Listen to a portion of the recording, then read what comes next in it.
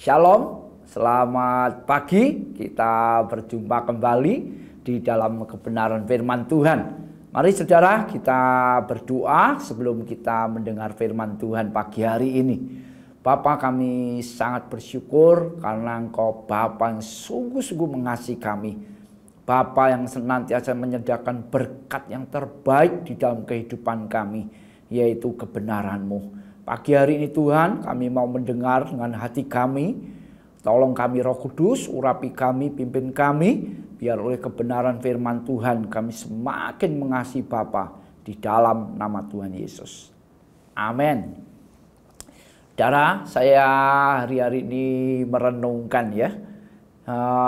Di dalam kehidupan kita sebagai dalam tanda manusia ya. Saudara dan saya pasti pernah menangis, saudaraku ya. Menangis karena dapat hadiah ya. Menangis karena masalah dan menangis dengan hal-hal yang lainnya, saudaraku ya.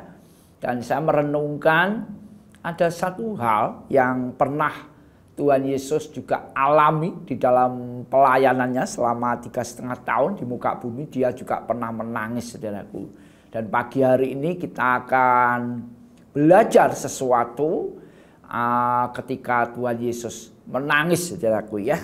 Kita akan baca di dalam Lukas 19 ayat 41 sampai 44. Demikian kata firman Tuhan. Dan ketika Yesus telah dekat dan melihat kota itu, Yerusalem maksudnya, ia menangisinya, saudaraku ya. Dan dia berkata gini, katanya, wahai betapa baiknya jika pada hari ini juga engkau mengerti apa yang perlu untuk damai sejahteramu. Tetapi sekarang hal itu tersembunyi bagi matamu. Sebab akan datang harinya bahwa musuhmu akan mengelilingi engkau dengan kubu. Lalu mengepung engkau dan menghimpit engkau dari segala jurusan. Dan mereka akan membinasakan engkau berserta dengan pendudukmu. Dan pada tembokmu mereka tidak akan membiarkan satu batu pun tinggal terletak di atas batu yang lain. Karena engkau tidak mengetahui saat bila mana Allah melawat engkau. Ayat ini jadi perenungan saya.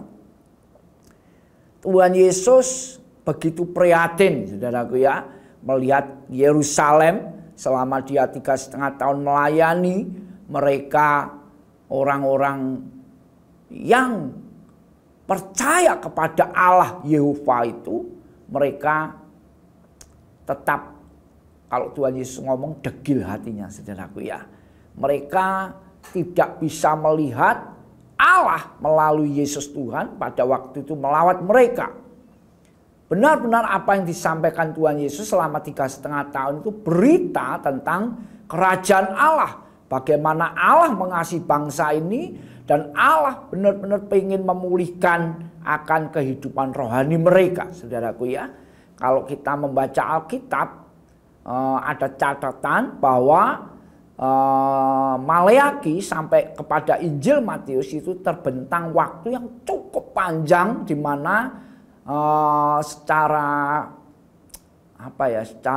sejarah hampir 450 tahun bangsa Israel ini seakan-akan tidak melihat Allah yang besar yang mereka sembah itu, saudaraku ya. Tidak ada apa-apa selama 450 tahun mereka tetap beribadah, mereka tetap pergi ke sinagog, mereka melakukan secara agama, mereka melakukan ibadah mereka, saudaraku. Tapi mereka seakan-akan tidak berjumpa dengan Allah yang besar itu, saudaraku ya.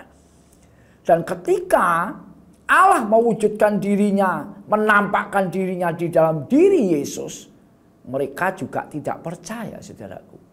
Mereka benar-benar melihat Yesus yang luar biasa melakukan mujizat-mujizat yang tidak pernah terjadi selama 450 tahun. Ya, dan mereka menolak Yesus, saudaraku.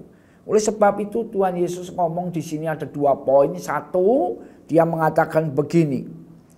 Wahai betapa baiknya jika pada hari ini juga engkau mengerti apa yang perlu perlu untuk damai sejahteramu.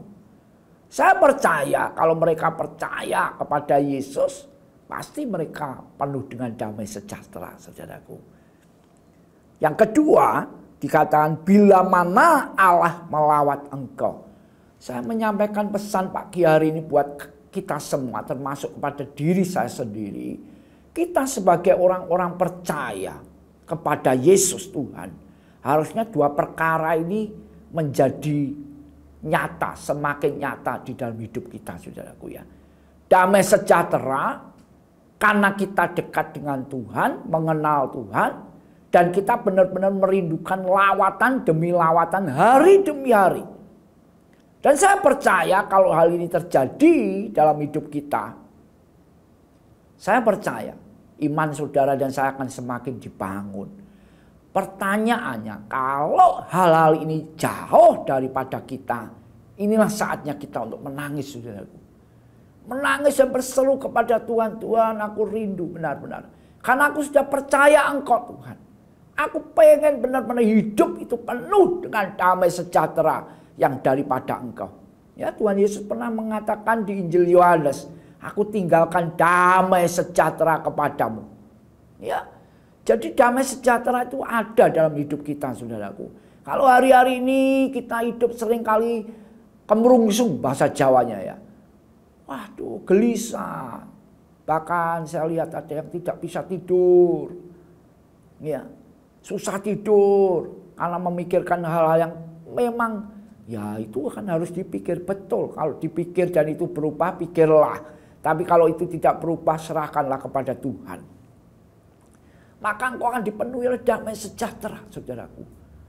Ya, ini yang Tuhan teladankan kepada kita. Dia menangisi Yerusalem. Ya, pada waktu itu. Kenapa? Karena kota ini tidak bisa mendapat damai sejahtera. Yang kedua, mereka tidak tahu kalau Allah ada di tengah-tengah mereka dan melawat mereka. Dan kalau hari ini hidup saudara dan saya mengalami masa-masa di mana damai sejahtera itu jauh daripada saudara. Kau tidak tahu kalau Allah melawat dalam hidupmu. Allah tinggal dalam hidupmu. Hari ini pesan saya, yuk kita sama-sama mencari Tuhan dengan jujuran air mata, saudaraku. Menangis, berseru-seru kepada Tuhan. Tuhan, aku ini kan sudah anakmu. Aku ini sudah percaya Engkau. Kenapa damai sejahtera jauh daripadaku? Kenapa aku tidak tahu bahwa Engkau ada dalam hidupku?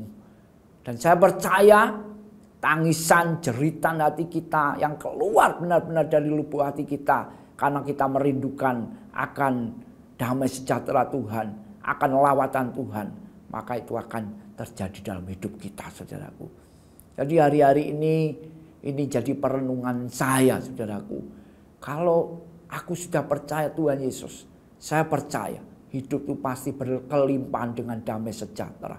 Semakin saudara percaya akan Yesus Tuhan, engkau akan melawat, engkau akan mengalami lawatan-lawatan Tuhan dalam hidupmu.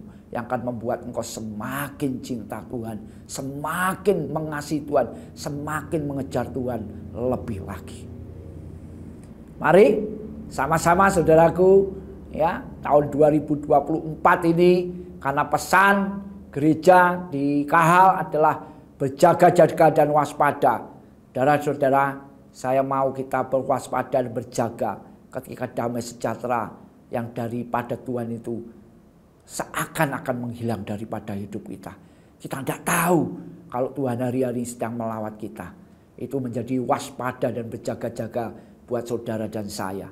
Menangislah seperti Tuhan Yesus menangis ketika dia melihat Yerusalem yang dia kasih tidak tahu akan damai sejahtera yang daripada Allah. Dan mereka juga tidak tahu akan lawatan Tuhan. Amin. Mari kita berdoa. Bapa, kami sungguh bersyukur buat pagi hari ini. Kami mendengar firman-Mu dan kami berdoa Tuhan. Supaya keprihatinan-Mu itu menjadi keprihatinan kami juga. Ketika kami dapati hidup kami penuh dengan kemerungsung. Tuhan, ampuni kami. Dan kami berdoa pagi hari ini supaya kami benar-benar sadar dan berdoa dan prihatin ketika damai sejahtera jauh daripada hidup kami. Dan kami tidak melihat akan lawatan-Mu di dalam kehidupan kami sehari-hari. Tuhan ampuni kami. Terima kasih buat firman-Mu pagi hari ini Tuhan. Kami percaya Engkau mendengar doa kami Tuhan. Kalau kami berseru-seru kepadamu dengan tangisan yang lahir dari hati kami. Dalam nama Tuhan Yesus. Amin. Tuhan memberkati.